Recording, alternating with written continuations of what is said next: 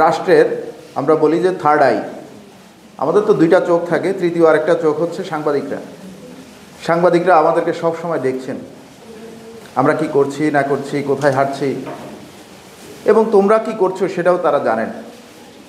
তাদের এই ধরনের আয়োজনের, সামাজিক এ ধরনের আয়োজন বা এই ধরনের দায়বদ্ধতা খুব বেশি প্রয়োজন নাই, বরঞ্চ তারা দেখবে যে কেউ আয়োজন করছে কিনা, আমরা বৃক্ষরোপণ কর্মসূচি আয়োজন করছি কিনা, এটি তাদের দেখা দায়িত্ব, তাদের নিজেদের দায়িত্ব না। কিন্তু তারা দায়িত্বের বাইরে এসে, তাদের নিজস্ব যে গণ্ডি সেটার বাইরে এসে সামাজিক এবং একটি রাষ্ট্রীয় একটি গুরুত্বপূর্ণ দায়িত্ব তারা পালন করছেন।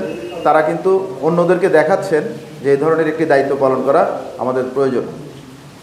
এর মাধ্যমে অন্যান্য বিভিন্ন সংগঠন তারাও কিন্তু এগিয়ে আসবে রাষ্ট্রের এই গুরুত্বপূর্ণ দায়িত্ব পালনে। এবং আজকের যে বৃক্ষরোপণ কর্মসূচি, আপনাদের এই অভিনব আয়োজন, এটার জন্য আমি আপনাদেরকে ধন্যবাদ এবং কৃতজ্ঞতা জানাচ্ছি।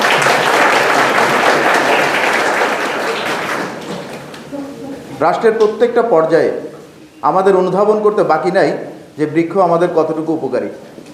সবাই বলে, এবং আমি যে কোনো স্টুডেন্টকে যদি বক্তব্য দিতে দিই, অন্তত 10 থেকে 15 মিনিট বৃক্ষের উপকারিতা সম্পর্কে বলতে পারবে না? এমন কোন স্টুডেন্ট আছে বৃক্ষের উপকারিতা? টানা সপ্তমবারের মতো বেস্ট টিস্যু পেপার ব্র্যান্ড হিসেবে স্বীকৃতি পেয়েছে বসুন্ধরা টিস্যু। 10 থেকে 15 মিনিট বলতে পারবে না? আছে, সবাই বলতে পারবে। কিন্তু তারপরেও আমরা বৃক্ষরোপণে আমরা সচেতন না। আমরা তারপরেও সুযোগ পেলে আমরা বৃক্ষ কর্তনে খুব আগ্রহী, এবং মানে খুবই আনন্দের বিষয় লাগে যখন বৃক্ষ একটা কেটে আমরা সেটা বিক্রি করে কিছু টাকা পেতে পারি। এবং এই বৃক্ষটা কেটে, একটা বৃক্ষ কেটে যে আরেকটা চারা লাগাবো, এটার প্রতি আমরা আগ্রহী না। আমি দু একটি বিষয় একটু দৃষ্টি আকর্ষণ করব। আমরা যখন ছোট ছিলাম,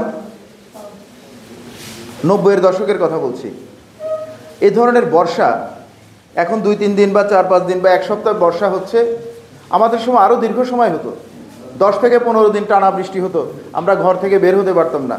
বর্ষাকাল মানেই তাই। এবং রাস্তাগুলো বেশিরভাগ ছিল হচ্ছে কাঁচা রাস্তা, কাদা কর্দমাক্ত রাস্তা।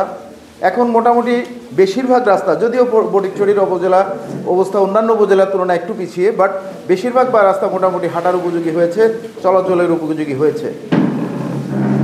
কিন্তু এত বর্ষায়ও এত মারাত্মকভাবে জলাবদ্ধতাও হতো না, বন্যার পূর্বাভাস হতো না। মোটামুটি 3 দিনের বৃষ্টিপাতে আমরা এখন ধরে নিই যে আমাদের কিছু কিছু পয়েন্টে আমাদের নদীর পানি বা খালের পানি বিপদসীমা অতিক্রম করবে। 2-3 দিনের বৃষ্টিপাতেই আমরা মোটামুটি ধরে নিই। এবং কিছু কিছু এলাকা আমরা ধরে নিই কনফার্ম যে এইসব এলাকা দিয়ে বাঁধ ভেঙে পানি ঢুকতে পারে, এলাকায় পানি ঢুকতে পারে। এটা কিন্তু আজ থেকে 20 বছর 25 বছর আগেও ছিল না। কেন হয়েছে? এটা কি আমরা খোঁজ রাখছি? আমাদের বৃষ্টিপাত কি বেড়েছে? না, বৃষ্টিপাত তো বাড়ে নাই, বৃষ্টিপাত তো তুলনামূলক কমেছে। বরঞ্চ অতিবৃষ্টির চেয়ে খরার পরিমাণটা বেড়েছে। এবছর টানা 6 মাস বৃষ্টি হয় না, এটা নিয়ে সাংবাদিকরা প্রচুর নিউজ করেছে।